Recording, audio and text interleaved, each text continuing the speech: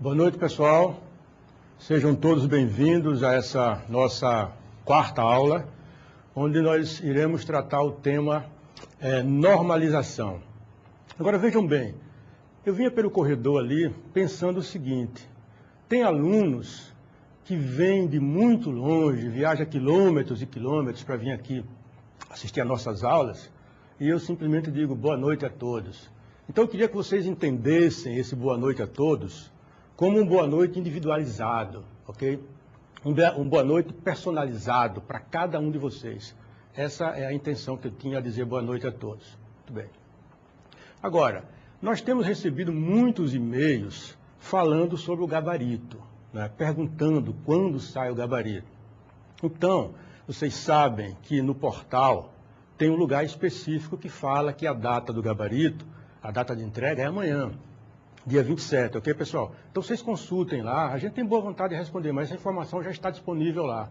Como lá também tem o calendário inteiro dos eventos. Então, saibam disso para vocês próprios obterem a informação com grande facilidade, instantaneamente, né? Agora, sobre a prova que vocês fizeram, eu sinceramente desejo que todos tenham ido muito bem, ok? Mas aqueles que porventura não foram bem, lembrem que tem outras provas e vocês podem, digamos assim, melhorar a cada prova que faz. Basta apenas determinação, nada mais. É uma coisa que depende exclusivamente de vocês, ok? Agora, nessa nossa aula agora, nós vamos tratar do tema normalização, que vocês vão ver oportunamente, e vai ter uma inovação que nós vamos fazer no final da aula. Então, os 10 últimos minutos dessa aula, nós vamos fazer uma inovação que vou deixar como surpresa para vocês. Então, nesse momento, nós vamos fazer uma pequena revisão da aula passada com o professor Krishna, para quem eu passo a palavra agora. Vamos lá, professor Krishna. Boa noite, pessoal. Boa noite a todos. Espero que todos tenham tido uma ótima Páscoa e que tenham feito muito boas provas também. Na aula passada, nós tivemos o conceito do modelo IDEF 1x, né? Que foi mais um modelo para vocês, né, de nível de abstração conceitual e nível de abstração lógico também. Então, com esse modelo IDEF 1x, a gente teve a apresentação de conceitos como entidades, atributos, visões, relacionamentos, domínios. Uma série alguns desses conceitos já tinham sido vistos no modelo entidade-relacionamento e outros foram introduzidos no IDEF 1x, foram conceitos novos, né? Eu procuro traçar esse paralelo entre o IDEF 1x e o modelo entidade-relacionamento porque eles têm o mesmo objetivo, né? Que é modelar no nível conceitual e no nível lógico o teu banco de dados. O IDEF 1x a gente viu aqui que é um modelo mais recente, né? Um modelo mais novo, portanto tem alguns recursos adicionais, mas muitas coisas a gente consegue fazer esse paralelo. Então nós tivemos aí as entidades, né? Tivemos os atributos e tivemos os domínios. Os domínios são um negócio interessante, porque com eles você consegue determinar uma faixa de valores que você pode atribuir a determinados atributos. Então, eu poderia, por exemplo, criar um domínio dias úteis da semana, né, de segunda a sexta, e aí eu posso determinar que um atributo específico da minha entidade só aceite valores pertinente a este determinado domínio. Então, a gente também viu aqui o conceito de visões, né? Visões são um aspecto bastante interessante do IDEF 1x, porque elas te permitem diferentes níveis de visibilidade em cima do teu modelo. Então, você pode enxergar uma entidade com atributos de uma forma completa, todos os atributos dela, como você pode representá-la só com alguns atributos que te interessem numa determinada parte do modelo. Assim como você pode ter uma visão somente no nível entidades e relacionamentos, né? Ou você pode ter uma visão mais detalhada, em que você já comece a colocar atributos chaves, ou pode ter uma visão completa. Isso tudo te ajuda principalmente em termos de diagramação, né, de visualização nas tuas ferramentas gráficas, né? E em relação aos relacionamentos, nós vimos também que no IDEF nós temos diferentes tipos de relacionamentos. Ele coloca esses relacionamentos como relacionamentos de categorização, em que a gente até traçou um paralelo com os relacionamentos de especialização do MER, né? Então, os de categorização, que são os de grupo completo e incompleto, e relacionamentos de conexão, em que a gente tem os não identificadores e os identificadores, em que a gente exporta a chave total ou parcialmente para a entidade filha, né? Então, esses foram alguns dos aspectos principais do IDEF. Gostaria até de relembrá-los assim, que o IDEF 1x, ele utiliza uma metodologia que, em princípio, até não prevê muito a normalização, né? Mas eu, particularmente, acho importantíssimo a gente sempre procurar normalizar, e é isso que a gente vai aprender com o professor Eugênio aqui na aula de hoje. Vamos lá, professor Eugênio. Ok, pessoal. Então, eu quero começar a aula dizendo a vocês que esse assunto é um assunto simples, tá? Não tenham dúvida. Primeira coisa, coloquem na cabeça que é um assunto simples, tá? E em homenagem a todos vocês que vieram de tão longe para assistir às aulas, nós vamos fazer o máximo possível, o professor Christian e eu, para que seja agradável e que seja proveitosa a nossa aula, ok? Vamos começar vendo qual é o objetivo dessa nossa aula. Vamos ao quadro, por favor, junto comigo. Objetivo da nossa aula.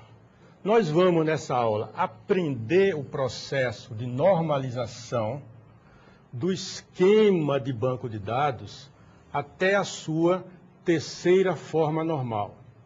Observem aqui a palavra normalização com a cor azul e também forma normal com a cor azul. Quando eu destaco com a cor azul, significa que eu vou, posteriormente, tentar explicar alguma coisa sobre isso, porque até agora não foi falado. E aqui a palavra terceira forma normal, tá? Eu vou explicar também na hora oportuna, ok? Então esse é o objetivo da nossa aula. Nós vamos aprender, né, o processo de normalização. A palavra-chave da aula é normalização. Então, quando a gente fala normalização, precisamos primeiro saber o que é, né? Eu nunca costumo apresentar um assunto sem antes dizer o que é. Concordam comigo? Então vamos lá. O que é normalização?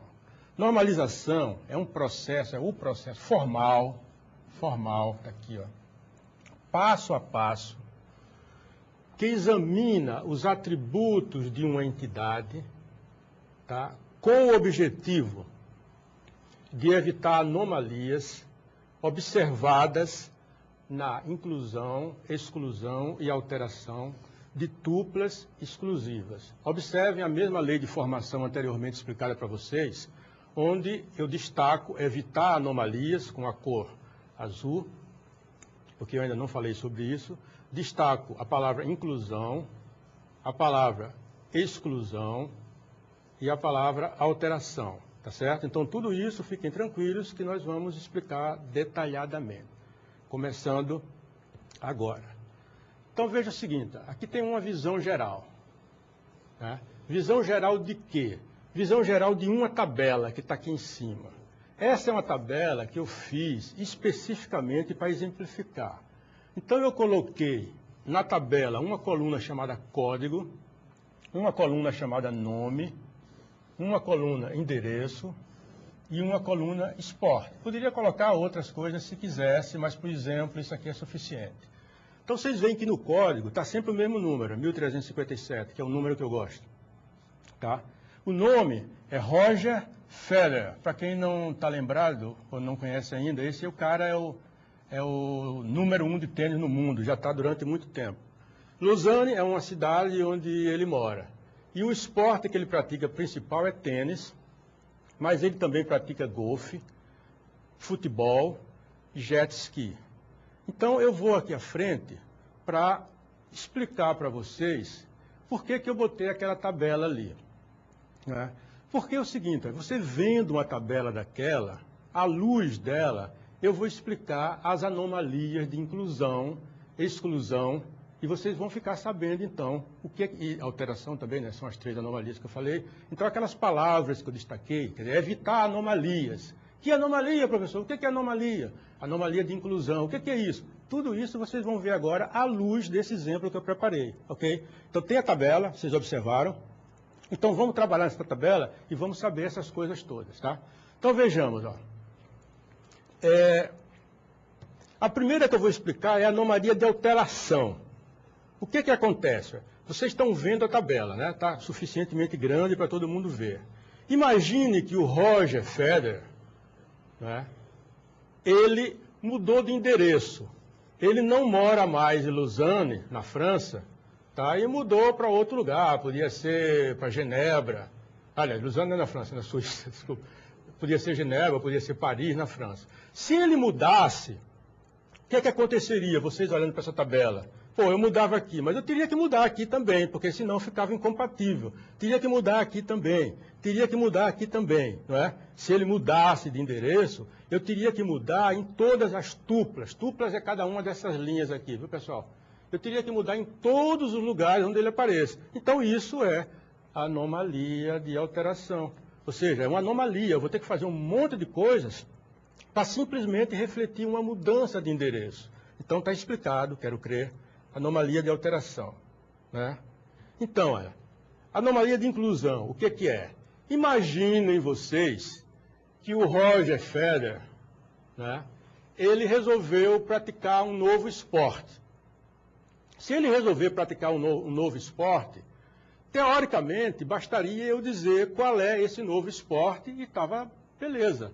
Mas não. Se eu tiver que botar um novo esporte para ele, eu vou ter que escrever esse número, escrever o nome dele, escrever a cidade que ele mora e escrever aqui o novo esporte. Claro, numa linha aqui abaixo, né?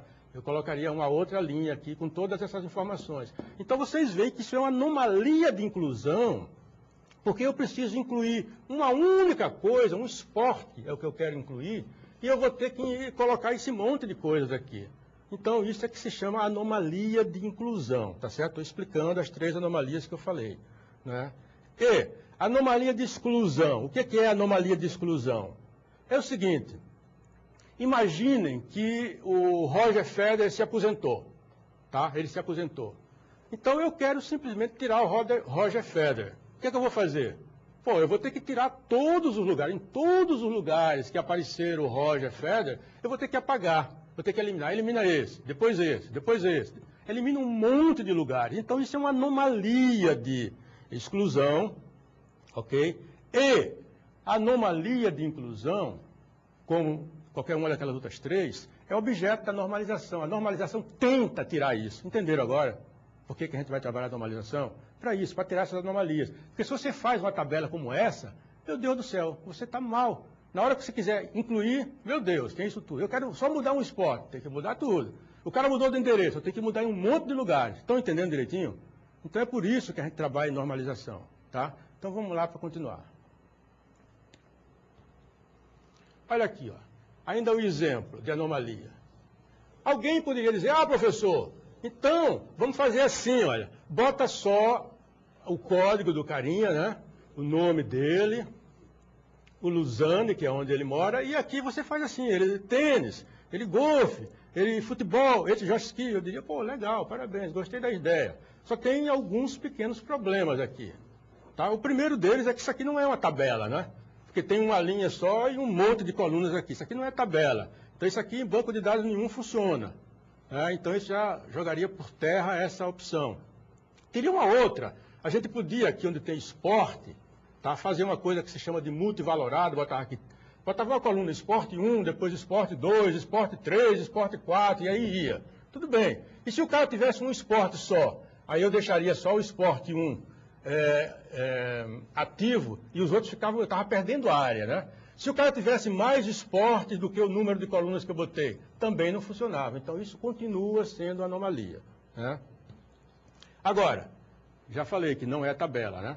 Muito bem. Então, como que poderíamos ver o efeito da normalização em cima desse exemplo? Poderia ser algo parecido com isso aqui, ó. Criaríamos uma tabela só,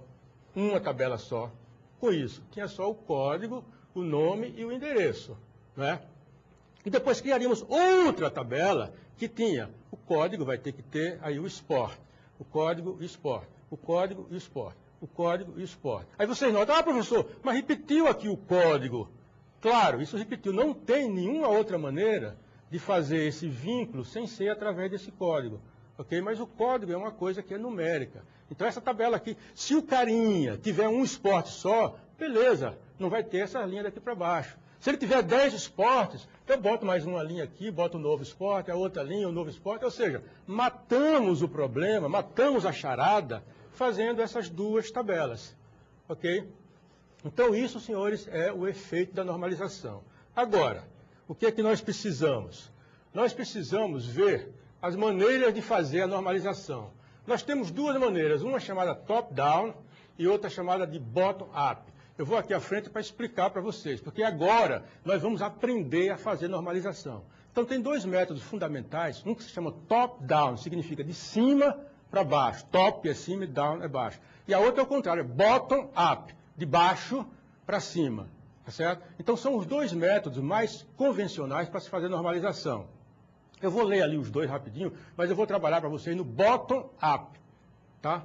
Vou dizer já então, para a gente ganhar tempo sem usar transparência. O bottom-up é quando você você vai, por exemplo, num lugar e pega uma nota fiscal. Está lá a nota fiscal. E você vai modelar a luz da nota fiscal. Então você está fazendo o projeto, você está olhando o que é que você pode melhorar naquela nota, de tal forma que reflita aquilo em tabelas e relacionamentos. Como fazer isso? Nós vamos ver aqui em seguida, tá certo? Então isso aqui é o top-down. O top-down é diferente do que eu falei, porque esse aqui é o de cima para baixo, né? É assim, após definir o modelo de dados, com o DER, por exemplo, normaliza-se para obter uma síntese dos dados, bem como uma decomposição das entidades. Vocês viram, né? Eu transformei aquela tabela em duas. E relacionamentos em relacionamentos mais estáveis. O que é estável? Significa que se eu fizer uma modificação lá, o sistema não vai cair. Então, esse é um dos objetivos, né? E o bottom-up, eu não vou ler, porque eu já expliquei para vocês o que é, tá certo? Então, olha, o que é que nós vamos fazer? A normalização, ela tem o que se chama de formas normais, né? Começando com a primeira forma normal. Tá? Ela é vista em forma normal. Eu vou chegar aqui até a terceira forma normal, e com isso, aquele destaque que eu fiz na primeira transparência, em verde, falando terceira forma normal, com isso, quando eu chegar nessa terceira, estará explicada. Agora, existem, além das três formas normais, mais duas outras. Na realidade, tem até 5 formas normais e mais uma que o professor Krishna vai nos brindar com a explicação mais tarde. Okay? Primeira forma normal. Uma relação é tabela, né? Vocês lembram? Uma relação, chamada R, está na primeira forma normal, aqui, ó, se todos os domínios básicos contiverem somente valores atômicos, ou seja, não possui grupos de repetição. Isso aqui é o que caracteriza a primeira forma normal. Eu quero dizer para vocês o seguinte, fiquem tranquilos que eu vou explicar isso direito, que eu sei, vou aqui para frente para rapidinho dizer, eu tenho consciência, não se preocupe com isso, que só uma explicaçãozinha assim não é suficiente, então eu vou explicar mais. Vocês vão todos sair daqui entendendo isso, se não entenderem pode dizer que a culpa foi minha, ok? Então vamos lá. Aqui, ó, procedimento. O que é procedimento? Aqui é procedimento para transformar uma tabela ou várias tabelas na primeira forma normal, tá? Isso aqui é o procedimento para a primeira forma normal. O que é que eu faço, professor? Você faz assim, ó. Você identifica a chave primária da entidade. Graças a Deus, todo mundo aqui sabe tão bem quanto eu o que é a chave primária. Depois, você identifica o grupo repetitivos e remove e tira o grupo repetitivo. Vamos ver o que é isso. Depois você cria uma nova entidade, quer dizer, cria uma nova tabela, né, com a chave primária da entidade anterior e o grupo de repetição. Tá? Ainda tem mais duas transparências para eu conseguir explicar essa primeira coisa. Então, a chave primária, tá, da nova entidade, que é da entidade que a gente criou, será obtida pela concatenação, quer dizer, vai ser uma coisa mais outra. De quem? Quem são essas duas coisas? A chave primária da entidade inicial e a do grupo repetitivo. Ok? Então, olha, a gente vai fazer uma ilustração. Eu sempre faço, vocês já me conhecem, eu sempre faço uma ilustração para que a gente entenda mesmo, não fique um negócio assim nebuloso. Então, assim, olha, essa ilustração aqui, ela tem os seguintes dados. Eu botei um parêntese aqui para abrir, quer dizer, começam os dados aqui e acabam aqui, ó. Que dados tem? São dados extraídos, eu extraí isso de uma nota fiscal. É claro que isso aqui é parte dos dados da nota fiscal. Então tem o quê? Tem o número do pedido, tem a data do pedido, código do cliente, nome do cliente, endereço do cliente. E aqui em vermelho, se vocês conseguem ver que está vermelho, daqui até aqui está em vermelho, tem coisas que se repetem, né? Tem o código de um produto que aquela nota tem, e tem o nome do produto, mas tem também a quantidade que foi comprada daquele produto, tem o preço e tem o total. Se essa nota tiver outro produto, aparece novamente qual é o código do produto, qual é o nome do outro produto, qual é a quantidade do produto, qual é o preço do produto e qual é o total desse item. E essa coisa aqui se repete tantas vezes, quantos forem os itens daquela nota. Se uma nota tiver 10 itens, isso aqui se repete 10 vezes. Isso que eu estou mostrando aqui, ó. Código do produto 1, do produto 2, até 10, tá certo? Então, é esse trabalho aqui, isso aqui é a ilustração. Nós vamos trabalhar em cima disso para mostrar como é que a gente faz a primeira forma, depois a segunda, depois a terceira. Ok? Então, ó, normalização. Olha só. O pedido, a gente vai formar uma tabela pedido que tem, ó, o número do pedido, tá certo? Que está com um risquinho aqui embaixo para dizer que essa é a chave primária. Tem a data do pedido, o código, o nome, o endereço e o total. O que é isso aqui? Isso aqui nada mais é do que aquela mesma tabela, extraindo dela, eu extraí da tabela o grupo de repetição. Por que extraiu, professor? Porque a primeira forma normal se obtém assim, ok? Então eu extraí. Ah, extraiu e cadê ela? Ela está aqui, ó. Ela está aqui. Essa é a outra tabela que eu criei, tá? A outra tabela eu chamei de item pedido. Ah, mas o que tem nessa outra tabela? Eu digo, tem o que eu retirei daquela, que eu não faço mágica, né? Então está aqui, ó. Retirei o código, então o código fica aqui. Retirei o nome do produto, retirei a quantidade do produto, retirei o preço do produto e retirei o total do produto. Essa daqui com essa daqui me dá aquela primeira que eu mostrei na transparência anterior. Ok? Muito bem. Então, o que é que eu faço? Tem ainda essa coisa, não é, que não tinha na tabela, na parte que eu retirei. Então, ela tem. Por quê? Porque é o vínculo. Essa coisa aqui é o vínculo. Você está vendo que essa é isso aqui. Quer dizer, como é que eu vinculo esse pedido com os itens que compõem esse pedido? Dessa maneira, através dessa chave aqui. Ok? Então, é assim que se obtém a primeira forma normal. Tá? Então, vamos aqui explorar agora a segunda forma normal. Tá? Eu vou aqui à frente para dizer para vocês o seguinte, ó. Por que estou fazendo primeira forma, depois segunda, depois terceira? Para que eu deixe o modelo, digamos assim, fácil de trabalhar por um banco de dados, por um sistema gerenciador de banco de dados. Se eu fizesse uma tabela ruim, aí eu ia ter problemas o tempo inteiro. Eu queria alterar uma coisa, aí, pô, tem que alterar um monte de lugares. Aí esquece de alterar no lugar, fica uma coisa inconsistente. Até o seu gerente, o seu chefe, pode lhe gozar, dizer, pô, se eu tiro um relatório, sai de um jeito. Se eu tiro, sai de outro. Você prefere que eu tire qual dos dois? Quando o cara disser isso, o cara tem que pedir demissão, botar o braço e ir embora, porque está mostrando que o cara não sabe o que está fazendo. Então vocês vão ser doutores nisso, vão ser expertos. Então tem, tá? E é bem simples, como eu disse, não tem.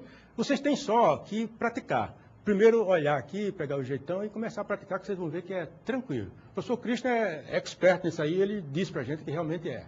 Ok? Então, ó, segunda forma normal. Uma relação, que nós vamos chamar de R, está na segunda forma normal, que é 2FN, está aqui, ó. Se e somente se ela estiver na primeira e todos os atributos não chave forem totalmente dependentes da chave primária composta, tá? Dependente de toda a chave e não apenas de parte dela. Então vejam novamente, A entidade que a gente criou, ela tem uma chave primária composta. O que é chave primária composta? É uma chave primária que tem mais do que um atributo. Vocês viram, quando eu retirei aquele grupo de repetição, não é? Eu tinha a chave do grupo de repetição. E eu tive que colocar outra chave em cima, vocês viram ali, que eu digo, essa é o vínculo. Então a chave dessa entidade aí que eu criei, ela é composta. Composta de quê? Da chave primária da primeira entidade com a chave primária dessa segunda. Então é composta, tá? Então isso é que se chama de chave primária composta. E por que o professor fez isso? De onde que veio isso? Veio daquilo que eu acabei de dizer para vocês, de como fazer a primeira forma normal. Tá? E agora vamos ver como fazer a segunda. É simples, seguindo a regra ali, tranquilo. Vamos lá. Então, ó, sempre, anotem isso, sempre eu falo tal forma normal e depois eu vou dizer o procedimento para aquela forma normal. Então, claro, esse procedimento aqui é o procedimento para a segunda forma normal. E tem que dizer também o seguinte, anotem isso, por favor. Se eu estou na segunda forma normal, tá, obrigatoriamente eu já passei pela primeira forma normal. Se eu estou na terceira forma normal, obrigatoriamente eu já passei pela segunda. Matematicamente, a gente diz assim, se eu estou numa forma normal I, automaticamente eu estou também na forma normal I menos 1, tá certo? Mas eu não quis dizer matematicamente não, eu quis dizer assim para ficar mais tranquilo para todo mundo, né?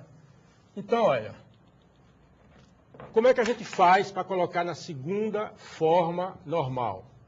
Para colocar na segunda forma normal, a gente simplesmente identifica os atributos que não são funcionalmente dependentes de toda a chave primária. Tá? Vocês vão ver no exemplo o que é que significa funcionalmente dependente, mas já dá para sacar aí, né? Que depende, que você, ele depende de uma função de alguma coisa. Em função de alguma coisa eu posso chegar a outra. Né? E depois que fizer isso, você remover da entidade todos esses atributos identificados e criar uma nova entidade com eles, ok?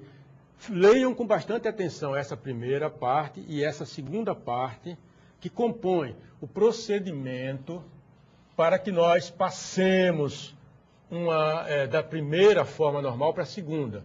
A gente passa sempre de uma para outra. E se a gente está numa forma, como eu acabei de dizer, na forma 3, obviamente a gente já passou pela 2 e pela 1. Tá? E essa outra parte aqui também, que você só faz depois que fizer isso, fazendo as duas, você passou o seu modelo para a segunda forma normal, com o objetivo de tornar o modelo mais seguro, confiável, né, para trabalhar depois com o sistema gerenciador de banco de dados. Esse é que é o objetivo da gente estar normalizando as tabelas de um determinado modelo. Né? Muito bem. Agora, para fechar, lembrem bem, olha, para cada forma normal que eu estou passando para vocês, eu estou dizendo o que é, tá? Estou dizendo qual é o procedimento para fazer isso, tá certo? E estou mostrando depois como fica também a chave primária para aquilo ali, tá certo? Sempre mostrando isso. Então agora eu estou mostrando a chave primária. A chave primária dessa nova entidade será o atributo do qual os atributos removidos são funcionalmente dependentes, tá? Isso aqui vai ficar bem claro no exemplo que a gente vai ver em seguida, mas vamos então primeiro entender, ó, tá? O que é que vai ser a chave primária dessa nova entidade que criamos? Está aqui, a chave primária da nova entidade será o atributo é uma coluna, né? Do qual os atributos removidos, quer dizer, as colunas removidas, são funcionalmente dependentes, que dependem. Né? Vai ter um atributo que as outras dependem dela, as outras colunas, os outros atributos. Então, isso se chama de funcionalmente dependentes, e a gente vai ver aqui. Ó. Então, olha só. Aquela tabela anterior, item pedido, tá? Está aqui, ó. Olhem para aquela tabela. Ela tem o número do pedido, que por estar grifado aqui, significa que isso aqui é chave, né? E código do produto, que significa que aqui é chave também. Ou seja, esse elemento aqui, junto com esse, compõem a chave primária composta dessa entidade, né? Da entidade item-produto. Agora, aqui eu coloquei, ó, eu coloquei em vermelho, atentem para isso, o nome do produto e o preço do produto. Por que eu coloquei em vermelho o nome do produto e o preço do produto? Porque, vê se vocês concordam comigo. Se não concordarem, pode dizer daí que eu estou ouvindo. Ó, o código do produto, com o código do produto, eu sei facilmente quem é o nome do produto, quer dizer, qual é o nome do produto e qual é o preço, não é verdade isso? Então, esses dois caras aqui, ó, esse carinha aqui, com esse carinha aqui, eu posso chegar a eles através desse código aqui, não é verdade? Concordam, né? Muito bem, então o que é que se faz, ó? Pronto, está aqui, ó. Se vocês olharem bem, essa setinha está dizendo, eu obtive dessa entidade daqui de cima, uma outra que eu chamei de produto, onde eu separei coisas específicas do produto, para ficar na segunda forma normal. Então, o que é que tem? Está aqui. Se você olhar, esse elemento que está aqui, mais esse que está aqui, mais esse que está aqui, eu passei para cá para baixo. Simplesmente isso. É muito simples, pessoal. Tudo é simples quando a gente entende, né? Então está aqui, ó. Está na mesma cor. Aqui está verdinho, né? Isso aqui está verdinho. Aqui também está verdinho, né? Os dois estão vermelhos, né? Aqui também estão vermelhos. Então, simplesmente, eu obtive essa outra tabela chamada produto. Professor, como é que eu obteve? Eu obtive daqui, dessa tabela daqui de cima, né? Extraindo, conforme o modelo diz, aqui, ó, esse cara me leva a esse e esse. Então, eu tirei esses três carinhas daí e montei uma tabela com ele. Quer dizer, se eu tenho o código do produto, eu chego diretamente no nome do produto e no preço do produto. Não tem mistério. Código tal, qual é o preço? Esse. Qual é o nome? Esse. Isso aqui é funcionamento dependente, tá? Segunda forma normal. Muito bem. Aí, vamos então agora ver como chegamos até a terceira forma normal, que a gente chama de 3FN, tá? Então, a primeira coisa é aquela ladainha. A gente vai dizer o que é como é que está, o que é que caracteriza, melhor dizendo, uma terceira forma normal. É a seguinte, uma relação, que a gente sempre está chamando de R de relação, né? Está na terceira forma normal, se estiver na segunda, já falei isso, né? E todos os atributos não-chave. Atributo não-chave, como o nome diz, é um atributo que não caracteriza univocamente um registro, né? É não-chave. Forem dependentes não transitivos da chave primária. Vocês vão ver já o que é isso, tá? Então, aqui significa o seguinte, cada atributo, né, for funcionalmente dependente apenas dos atributos componentes da chave primária, ou se todos os seus atributos não-chave, nós estamos aqui falando só atributo não-chave, tá, forem independentes. Então, se você encontrar uma tabela que tenha essa característica, você diz, opa, está na terceira forma normal, né? Mas se não tiver, o que é que eu vou fazer? Eu tenho que saber como colocá-la na terceira forma normal. E é isso que eu vou mostrar no próximo slide aqui. Procedimentos, né? Procedimento significa o que é que vamos fazer para passar esse modelo para a terceira forma normal. Duas coisas. Primeira, identificar todos os atributos que são funcionalmente dependentes de outros atributos não-chave. Tá? Primeira coisa, a gente vai e faz isso aqui, né? Segunda coisa, a gente remove esses caras, né, e cria uma nova entidade com os mesmos, né? Então, a gente faz essas duas coisas. Primeiro, identifica e depois você remove, tá? Remove isso, tira dela e você cria uma outra. Você cria uma outra, né? Então, olha, eu tenho que ir aqui à frente para explicar uma coisinha antes de continuar isso aí, que é assim, olha. Cada vez que você passa de uma forma, por exemplo, 1 para 2, ou 2 para 3, ou 3 para 4, você vai aumentando o número de tabelas do seu modelo, tá certo? Por isso que na prática, o professor Christian é expert nisso, sabe, a gente não, nunca, desculpe, nunca é exagero, eu até já passei, mas a gente usualmente fica satisfeito quando chegamos na terceira forma normal. Certo? Então não adianta o cara refinar, eu vou refinando, vai aumentando o número de tabelas, as consultas ficam mais lentas, ficam mais difíceis de serem elaboradas. Então a prática diz, olha, cara, chegou na terceira, pode parar que tá bom, não precisa refinar mais do que isso. Por isso que nós vamos até a terceira. Mas existem outras além da terceira, o Christian vai falar daqui a pouco. Tá? Então é assim, a gente vai refinando até chegar numa situação satisfatória. O cara, para que satisfatório? Por quê? O que é satisfatório? Satisfatório, do ponto de vista de DBMS, é um modelo que a gente não tem aquelas ambiguidades. Se eu for fazer uma alteração, eu faço a alteração num lugar só e está bom. Imagine, eu tenho o endereço de alguém que sei que é tal lugar, né? Aí mudou. Bastaria mudar aquele endereço do lugar. Mas se tiver uma anomalia, se eu mudar naquele lugar, não resolve nada, porque em outro lugar permanece do mesmo jeito. Isso se chama anomalia. E a normalização vai fazendo isso até tirar todas as anomalias, né? E quando a gente chega na terceira forma normal, a gente está feliz da vida. Então nós vamos chegar aqui na terceira forma normal, baseado naquele modelo, ok? Vamos comigo. Aqui, ó. A chave primária da nova entidade, né, ela será o atributo do qual os atributos removidos são funcionalmente dependentes. Vocês lembram que eu falei que cada vez que eu falo numa forma normal, eu digo o que caracteriza, digo como fazer e depois mostro como é que a chave fica. Então aqui eu estou na terceira forma normal, né, e estou mostrando como que a chave fica, né? A chave primária dessa nova entidade. Vocês sabem que a cada vez que eu vou refinando o modelo, eu vou criando nova entidade, não é verdade? Vai ficando nova, eu vou criando. Então, é claro que deve existir um limite, porque senão o modelo cresce muito e fica difícil de trabalhar com ele, fica mais lento, perde performance e assim por diante. Então, será quem? Será o atributo. Qual atributo? Do qual os atributos removidos são funcionalmente dependentes, tá?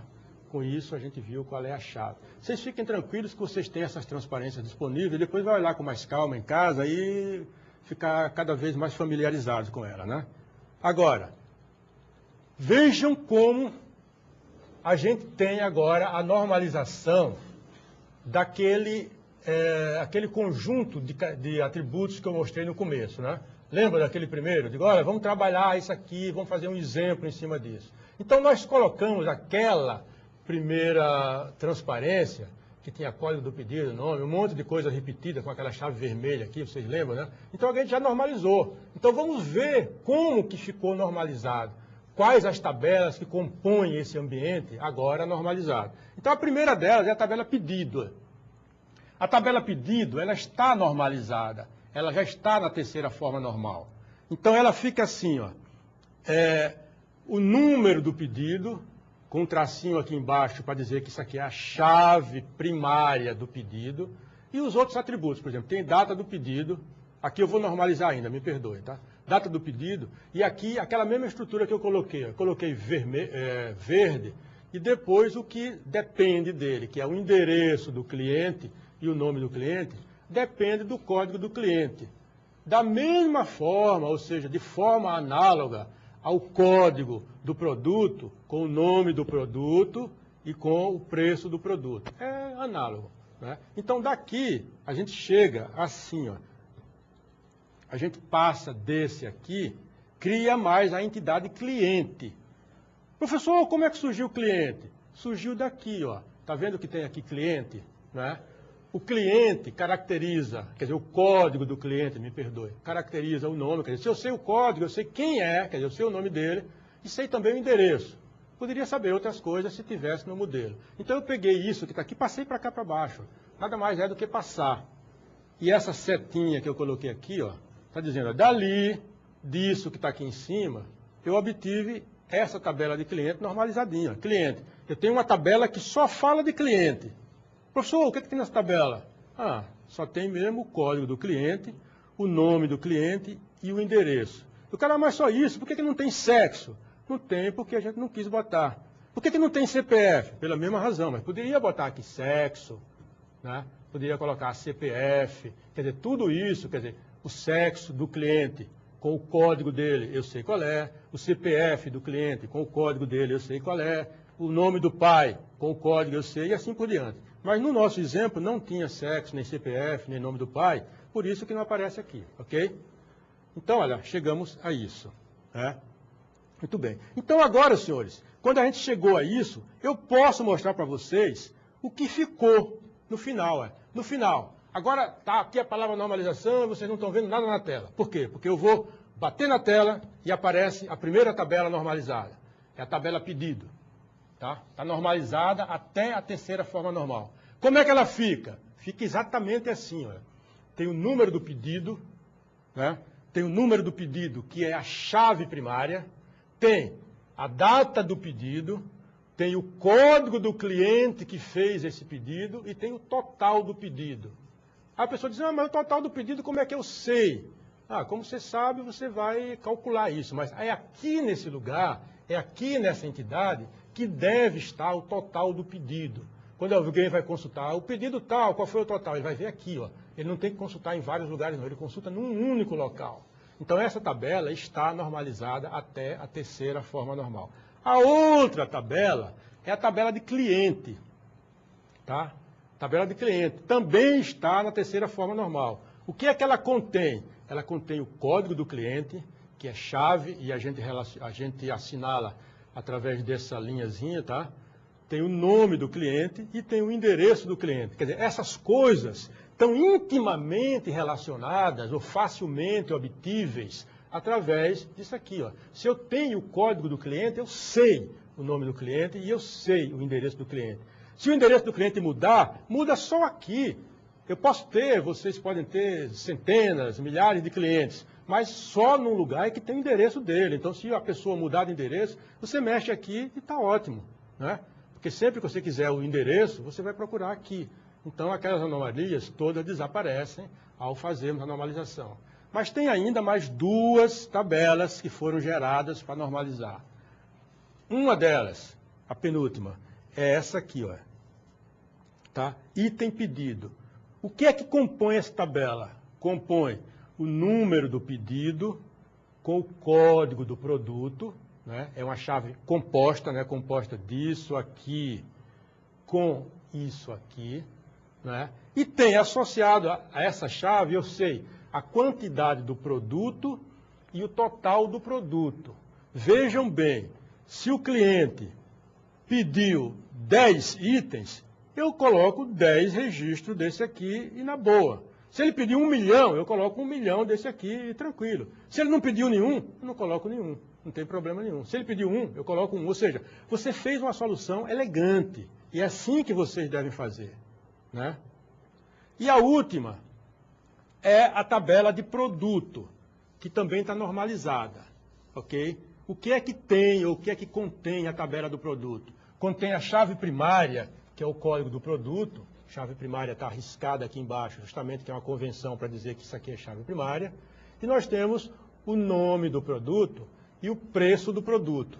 Tá certo? Então, olha, essas 4 tabelas aqui é o reflexo da normalização aplicada naquela primeira tabela que nós mostramos no começo. Então, isso é o processo de normalização. A gente fez a normalização para tornar o modelo tratável, tornar o modelo flexível, o modelo confiável, o modelo eficiente, ok? Então, é por isso que se faz normalização. Agora, eu digo para vocês também o seguinte, olha, com a prática, o professor Krishna, que é expert, sabe, a gente já faz aquela modelagem intuitiva, a gente nem pensa em normalização e já sai normalizada. E se a gente usar algum método chocante, como é o caso do IDF1X, nem precisa pensar que ele automaticamente já induz você a fazer a coisa certa. Ok? Então, nesse momento agora, eu vou passar a palavra para o nosso amigo professor Krishna, que ele vai fazer umas considerações complementares aí para nos ajudar. Professor Krishna, vamos lá. Bom, eu gostaria de pedir a vocês para abrirem as apostilas na página 67. Eu vou falar agora sobre a forma normal de Boyce Code e a seguir mostrar mais um pequeno exemplo, né, ilustrando da primeira à terceira forma normal. Na forma normal de Boyce Code, ela é uma forma um pouco mais restritiva. Mas eu gostaria de colocar para vocês o seguinte: normalmente, na maioria dos modelos, você não precisa chegar até a forma normal de Boyce Codd, porque quando você chega na terceira forma normal, né, automaticamente o modelo já vai estar modelado de acordo com a Boyce Codd Normal Form, né? Eventualmente, pode ter alguma situação específica em que você tenha que realmente tentar aplicar essa regra que eu vou passar agora, que é o seguinte: na forma normal de Boyce Codd, todo atributo determinante, ele é chave candidata, né? Então, se eu tiver um atributo x que determina y, x tem que ser uma superchave, tá? É isso que diz a forma normal de Boyce Codd. Então, a gente tem aí no exemplo, na apostila, a gente tem uma tabelinha aí com aluno, disciplina e professor, né? É uma tabelinha em que, hipoteticamente, né, um professor só leciona uma disciplina. Então, a gente teria uma lista de alunos com as disciplinas que eles cursam e os seus professores, né? Essa tabela, ela apresenta claramente uma anomalia de exclusão, porque se eu tiver, por exemplo, uma turma em que eu não tenha alunos, né, eu perderia a informação de que professor leciona aquela disciplina, né? E por que eu tenho essa anomalia de exclusão? Porque o meu atributo professor determina a disciplina. Então, se professor determina a disciplina, ele tem que ser uma superchave. Então, o que a gente tem que fazer para colocá-la em Boyce Codd Normal Form? Tem que decompor essa tabela, né? Na decomposição dessa tabela, como vocês podem ver aí na apostila, você terá, então, uma tabela aluno-professor e uma outra tabela com a professor-disciplina, que professor é chave. Então, a gente teria atingido essa forma normal. Agora, eu gostaria de pedir a vocês para irem até a página 60 da apostila, tá? E eu vou ilustrar esse exemplo de projeto. Na realidade, a gente tem o quê? A gente tem projeto, né, projetos nos quais estão alocados empregados, né, funcionários, né, de uma empresa. Então, no primeiro exemplo, a gente tem aqui uma tabela projeto, em que eu tenho o número do projeto, o tipo, o nome do projeto, e a seguir uma série de atributos que são multivalorados, que são o CPF, nome do empregado, categoria, salário, data de início no projeto e tempo de alocação, né? Para a gente colocar essa tabela na primeira forma normal, né, como foi visto agora com o professor Eugênio, a gente tem que decompor, né, os que são os atributos multivalorados, né? Então, para colocar na primeira forma normal, a gente já teria uma tabela de projeto, cuja chave é o número do projeto, que tem atributos tipo e nome do projeto, e a gente vai ter que criar uma tabela alocação, tá? Nessa tabela alocação, eu teria o número do projeto e o CPF dos empregados, né? E a seguir o nome do empregado, categoria, salário, enfim, os outros atributos, né? Então, eu consegui, nessa minha tabela alocação, eu tenho toda a minha relação de CPFs, ou seja, né, de dados dos funcionários que trabalham num determinado projeto. Isso estaria na primeira forma normal, né? Mas acontece que a gente ainda tem problemas aqui. A gente continua tendo a seguinte anomalia. O nome do empregado, por exemplo, ele é um atributo que não depende do número do projeto. Ele depende de quê? Depende somente do CPF. Isso indica claramente que para que a gente chegue na segunda forma normal, ou seja, os atributos não chaves, eles têm que depender da chave completa e não somente de uma parte dela. Para a gente chegar na segunda forma normal, eu vou ter que decompor essa entidade alocação. E eu vou ter que criar uma nova entidade empregado, né? Essa nova entidade empregado, então, ela vai ter o CPF do empregado, o nome do empregado, a categoria e o salário, né? E a minha entidade alocação, ela passou a ter o número do projeto, CPF, data de início e tempo de alocação, né? Com isso, a gente atingiu a segunda forma normal. Mas ainda temos um problema. qual é o problema que a gente tem? O salário, ele não depende do CPF, ele tem uma dependência transitiva, porque ele depende da categoria. Então, para que a gente atinja a terceira forma normal, a gente vai ter que quebrar essa entidade empregado, tá? E decompor ela em mais uma entidade, que é a entidade categoria. Tá? Então, a gente passou a ter uma entidade categoria, com chave categoria, atributo salário, a seguir uma entidade empregado com chave CPF, nome do empregado e uma chave estrangeira categoria, em seguida uma entidade projeto com número do projeto, tipo e nome do projeto, e por fim uma entidade alocação com número do projeto e CPF como chaves compostas, data de início e tempo de alocação, que seria realmente o nosso modelo em terceira forma normal. Eu vou retornar então agora ao professor Eugênio. Vamos lá, professor. Ok, pessoal. Então agora a surpresa de final de aula que eu falei para vocês no início da aula. É assim, olha, vários alunos têm me mandado através da web tutoria um pedido de professor, mostre ao vivo o programa lá, o DB Design, como é que faz aquilo, como é que não faz, a gente precisa de uma forcinha para isso. Então eu consultei o Christian e ele concordou que eu mostrasse aqui para vocês ao vivo, ok? Então eu vou mostrar uma coisa que nós fizemos há pouco, ao vivo, usando a ferramenta DB Design 4, mas já aviso a vocês o seguinte, olha, a lei de Murphy existe, né? Se tem alguma chance de alguma coisa dar errado, pode acontecer. Então eu já peço desculpas se alguma coisa não sair a contento, porque a lei de Murphy está presente sempre aí, né? Então é o seguinte, olha, eu preparei esse mesmo modelo que a gente explicou, né, no DB Design 4.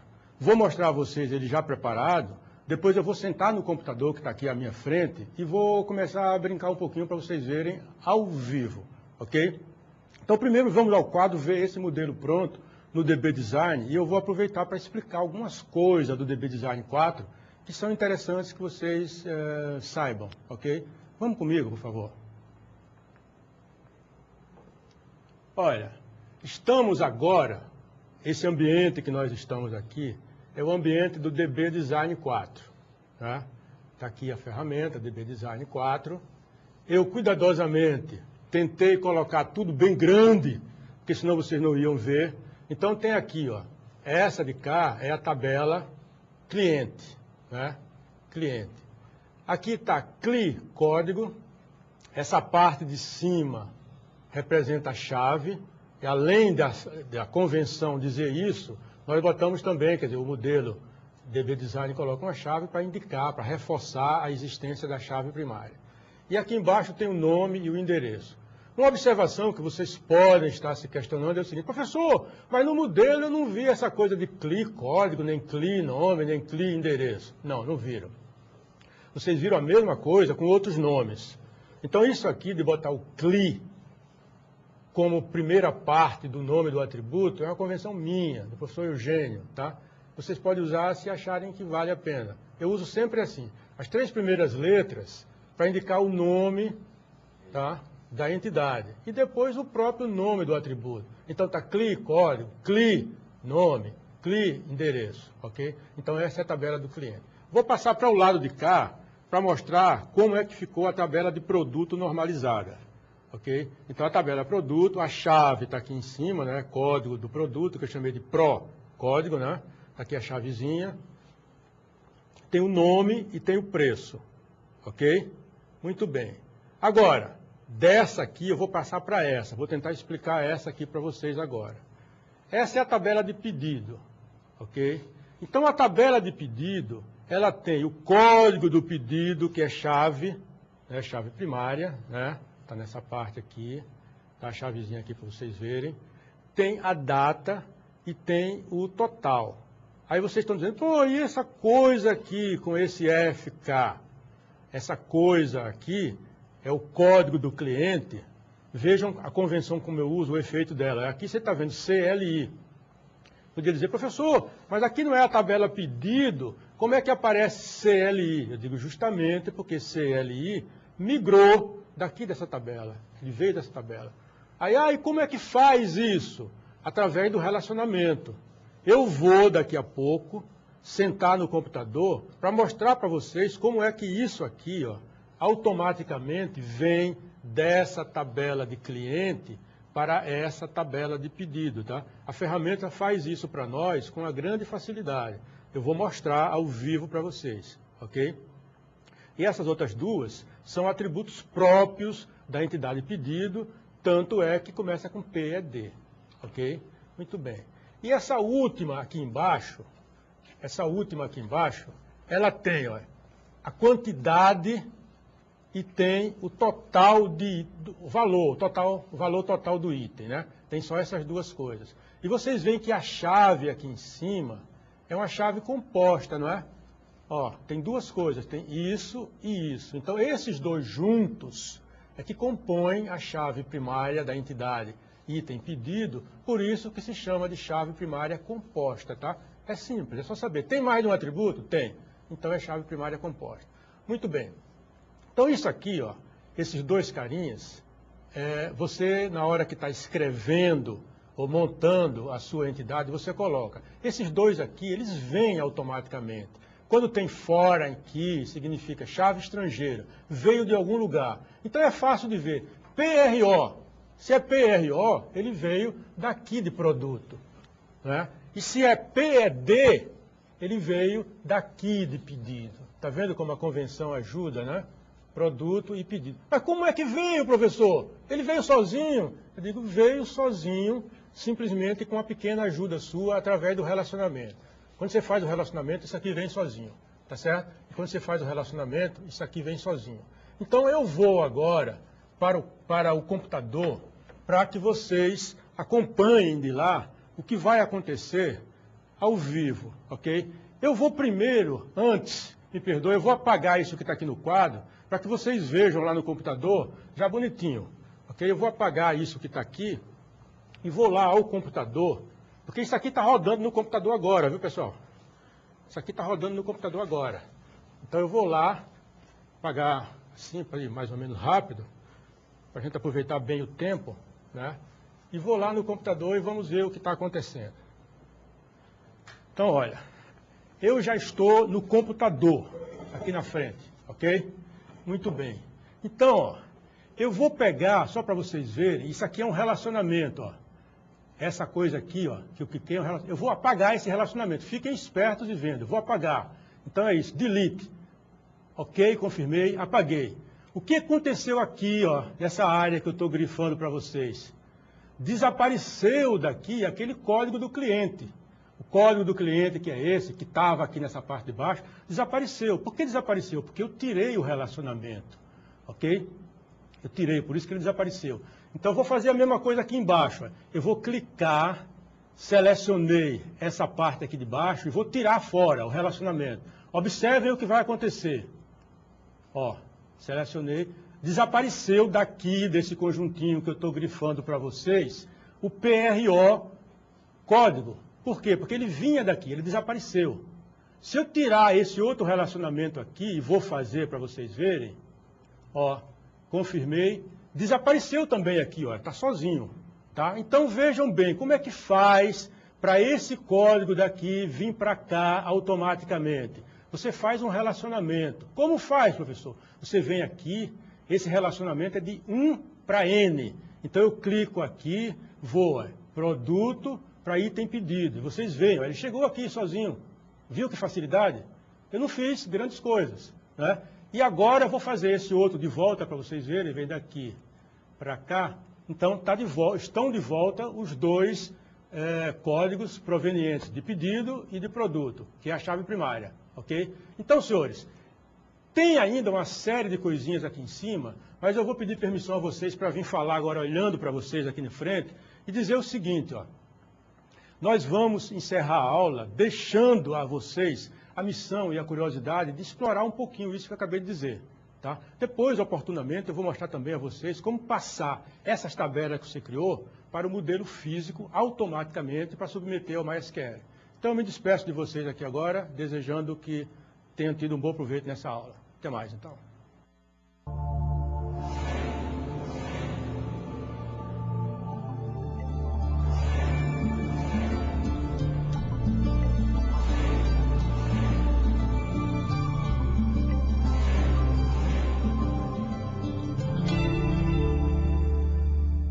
Educom, educação superior com alta tecnologia.